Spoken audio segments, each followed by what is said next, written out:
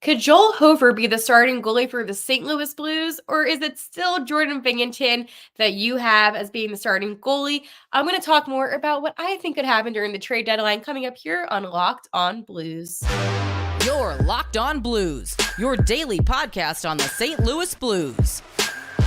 Part of the Locked On Podcast Network, your team every day.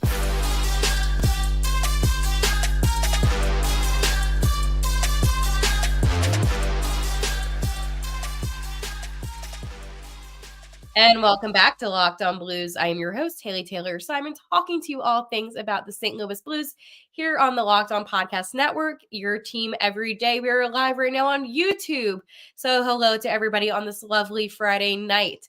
On today's episode, will Joel Hofer be the starting goalie for the St. Louis Blues if this move happens during the trade deadline? Is Drew Bannister the right fit as the coach for the Blues? And of course, like usual, are we feeling blue? So buckle up, St. Louis, because today will be an episode that will have you question quite a bit about the state of this team. Before I dive any deeper, I want to let you know that today's episode is brought to you by FanDuel. Make every moment more. Right now, new customers get $200 in bonus bets if your best bet of $5 or more wins. Visit FanDuel.com/lockedon to get started. Hello. So I know right off the bat, is Joel Hofer more capable of being the starting goalie rather than Jordan Binghamton? I know what you're thinking. Haley, what is going on? Are you okay? And the reason why I say this is this. Hofer has developed tremendously. I think that, his time with the Thunderbirds, he really was able to go from a goalie that I was unsure about to a goalie that has quite surprised me. I'm not saying that Joel Hofer is better than Jordan Binghamton right now, but I'm just saying, hear me out. Let's go say the Blues are able to move Binner. Then you have a guy in Joel Hofer that you know is dependable, that you can rely on, that will get you those wins in big games. In the NHL, the current state is this. You really need two strong goalies. It's funny because back in the day when it was truly just about, goalies, it was only having one main goalie and your backup would play sometimes. Now it's like a rotation. But I feel like my faith in Hofer has really just got me to a point where I would consider having him as the starting goalie if anything were to happen to Binnington. I don't want that to happen. I love Binner, but it is a possibility that down the road, Binnington, he's not going to be here forever, which we all know. So I just want to put that out there. That is Joel Hofer a guy that you could trust?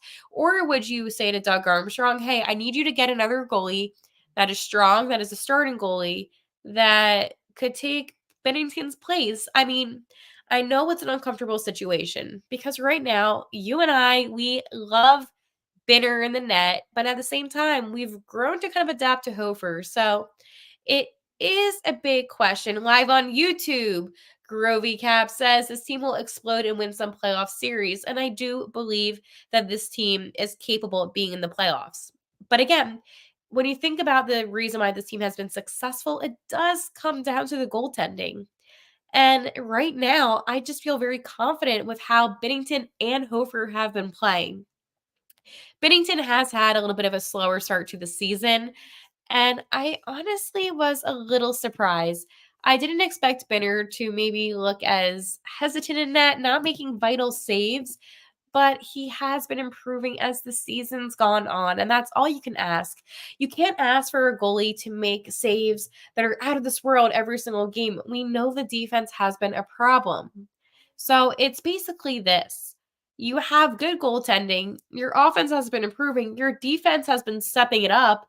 This seems like a team to me that is able to explode.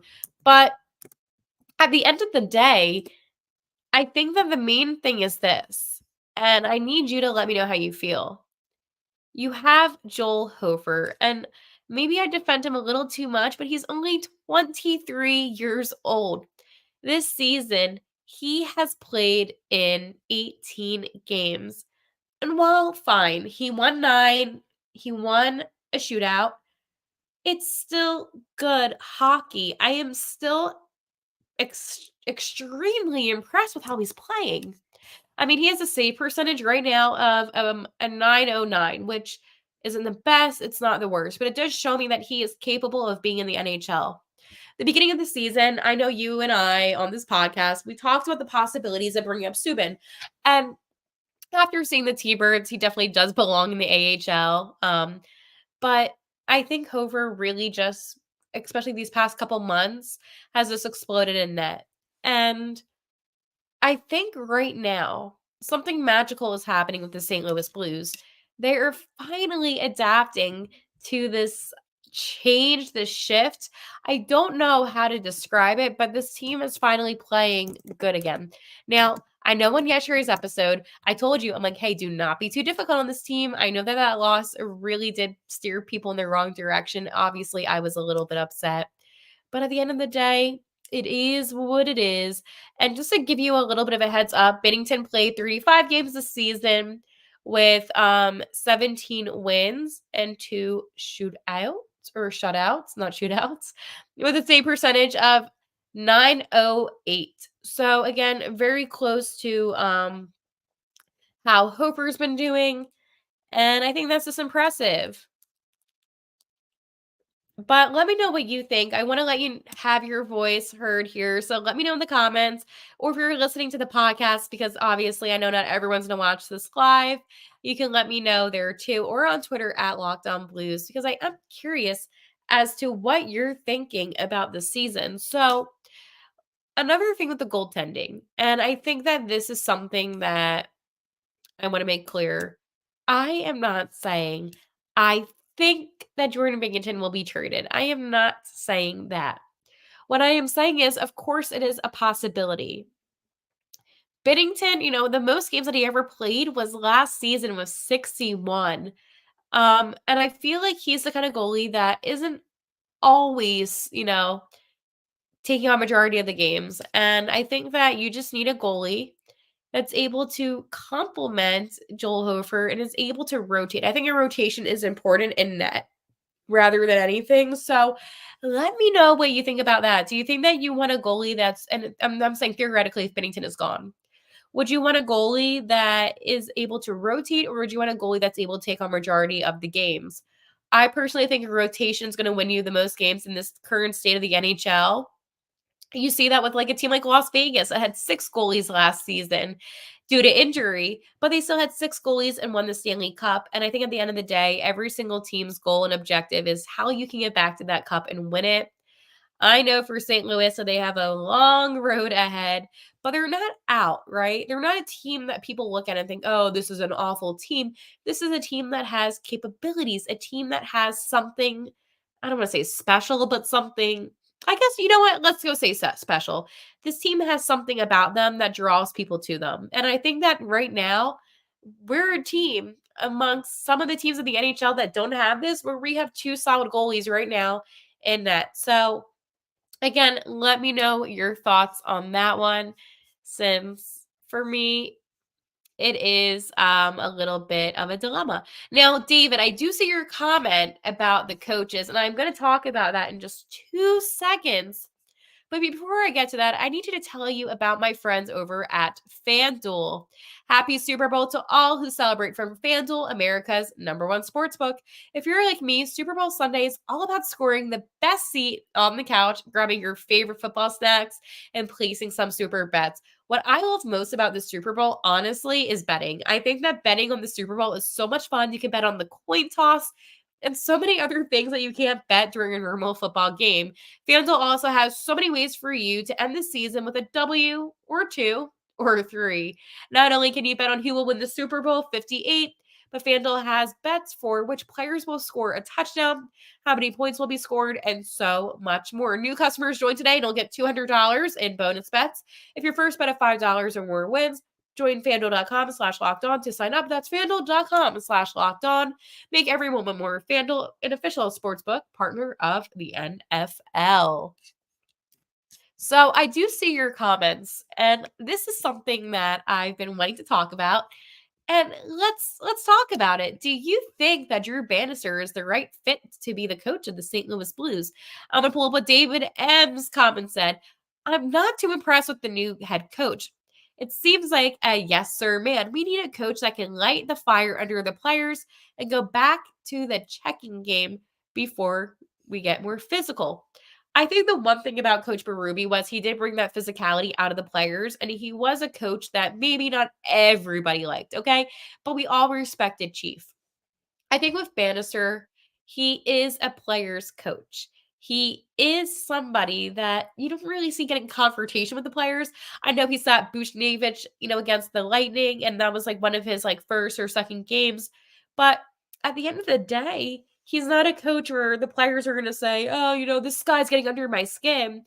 I really do feel like Banny just has a go with the flow mentality. I don't know him personally, but as a fan and as somebody that watches the game, it is clear to tell that the players, for whatever reason, don't really feel this sense of, I don't want to say urgency because that's not the right word, but maybe the sense of boundary. I feel like Berube was one of those coaches that was just straight to business, okay? He was not taking any foolishness. He was not taking any excuses.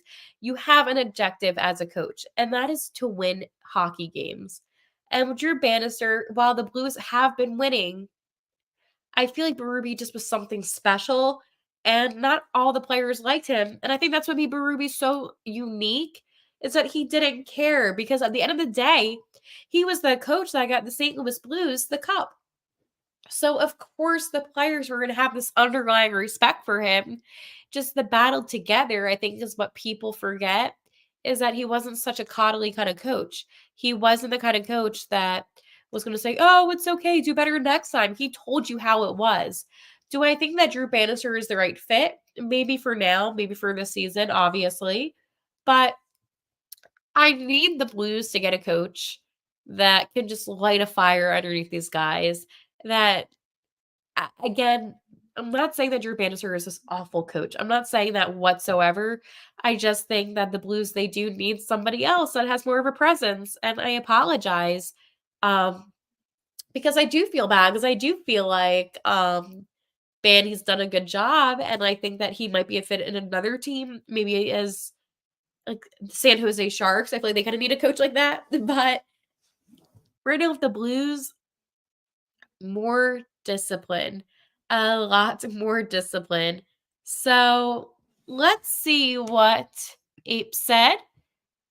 Like that 5-game winning streak, but it was mostly due to the power play getting a bit hot and goaltending. I'm still concerned about this team scoring enough goals 5-on-5. And exactly, that is my point. Special teams has stepped up, but 5-on-5, it's still not looking the best. So I think once they work on that, they get that all sorted out, then this team can be more successful. But until then, I'm still a little bit nervous, and I hate to say it because I'm not trying to be negative. And I think as you know me on this podcast, you know that I've been trying to be very positive about the Blues. But again, there are underlying issues, and the 5-on-5 is a problem. Shorthanded goals scored against the Blues recently have been way too many, like a couple too many. The PK needs improvement. The 5-on-5 needs improvement. The power play, while it got hot, I need consistency. The goaltending has been better, but again, some bad goals have gone on net, but I'm not going to be upset about that. But I'm just explaining that I think more discipline. And while it's fun to win, and while, they on a 5-game win streak is a really fun thing to happen to the Blues, I just need consistency. And that loss to Columbus really did put a bad taste in my mouth. As much as I don't want to say it, that loss to Columbus just kind of showed me, hey, this team is, and wow, David M just said it, turnover central. Wow. David M just said in his comment as I was just saying that. But the turnovers, that's their biggest problem right now. Their forechecking has gotten a lot better, but it's the turnovers that are detrimental to this team's success. And if they're able to handle the puck better, take more shooting opportunities, and not hesitate, and I'm not just calling out Jordan Kyrou, I know that's what you're thinking when I say that. It's the whole team right now. They were just hesitating way too much. So once they tweak those things, there's no doubt in my mind that this team can be more successful. It's just a matter of will they? How will they respond? Because right now, the All-Star break, it could be a good thing, it could be a bad thing. If they won and they had it be a 6-game win streak, I would say they have really high momentum. I would feel so good about the break. Now, after that loss, their first shutout, the first time they've been shut out since 2022. think about it on home ice like that. Not good. So I think that this season, it's a wake up call season, okay? We knew this season they weren't going to be cup champions. Now they might be, and I might, go back and say, oh my gosh, I was wrong. But I think it's important for you and I right now to come to the conclusion, hey, this team, they're just playing hockey, they're just having fun. Let's not be too overly critical. But let's be critical because, again, that's what we do as fans, and that's what makes us the best fans in the NHL, I believe. I'm a little bit biased, okay? But with the amount of passion you have all shown during this win streak that they had, it shows me that St. Louis is ready for playoff hockey again. And why not? Why can't we be the team that has a playoff hockey game? I feel like, sure, we might be a wild card, okay? We might be, underestimated, but remember when we went to the Stanley Cup and everybody underestimated us, but we proved them wrong and we were the underdogs the entire time? I feel like that could happen again. So let's just focus on playing some good and fun hockey, okay? We don't need to fit the regular season best team because the Boston Bruins last year, they were the best team in the regular season and they ended up losing in the first round to the Florida Panthers, which honestly in itself is a joke, but you know what? Actually, no. I find it very funny and it's my favorite form of entertainment. So I am wrong about that. I thought that was very funny. And to this day, I am still like, okay, that's what's up. So it's my favorite segment. But before then, make sure you follow on Twitter at Locked On Blues so you can follow up with everything on this podcast. And of course, talk about the St. Louis Blues with me all the time. So another thing that Abe said is about Perunovic getting hurt. And, he's not playing as well. And I get that Kessel has not been great, but he has been doing a lot better. So that is good. And I do agree. I think Kessel has stepped up. Obviously, not the best. Still a young guy. It's okay. So, are we feeling blue, St. Louis? I didn't even ask you in a poll today because I know what the general consensus will be. And that is yes, due to that loss to Columbus. But it should be not a no, not a yes, but an in the middle. Because right now, this team, they had a 5-game win streak against some of the best teams in the NHL. Yes, was it a lot of 4-3 OT wins? Absolutely. Will I take that? 100%. I think that we as a city can be a little bit tough sometimes because, it's been a rough season. We lost our coach. We have players going back and forth between, Springfield and St. Louis, and it's been a long season. The goaltending maybe hasn't been the best for Bennington, but I think that overall, St. Louis shouldn't be counted out. And if you're going to be negative like that, then take a realization that this team was not supposed to be as good as they've been playing. This team barely made any changes this offseason. So I think with all that considered, I am uber impressed with how this team is doing. And how could you not be? David M says St. Louis is definitely a hockey city, and we have dedicated fans. Exactly. The best fans are here in St. Louis, and that is why I love doing this podcast because we have the best fan base, the most passionate fans, the most dedicated fans, and the most loyal fans. And right now, we want to see a product on the ice that represents that. I mean, it's the lack of pressure in the offensive zone that is my other concern too. But we shouldn't be feeling bad. We shouldn't be feeling great. We should just be feeling in the middle because right now that's what the Blues are. They're a middle team. Maybe middle bottom, but still a middle team. I mean, if you're able to say during the All-Star break, hey, yeah, no, we're a wild card team if the playoffs began today, that is a pretty good year in my book because we missed the playoffs last season for the first time in such a long time. So the fact that we were able to make it honestly just shows resilience. Well, we didn't make it, but make it like in the standings right now. It shows resilience. It shows a team that is willing to fight. And that's all I can ask for St. Louis. And I am just so ecstatic for just seeing what these guys do after the All-Star break. So you might be wondering, Hale, All-Star game this weekend. What are we going to talk about? Obviously, I'll be talking about how Robert Thomas did, but of course, I will be talking about the boys on the Thunderbirds and how I think they're doing. David M says, I'm from Pittsburgh, Pennsylvania, and I still bleed blue. As you should, David M. Some of us from Pennsylvania still love the Blues. I know I do. All right. I will talk to you on Monday, St. Louis. And like always, let's go Blues.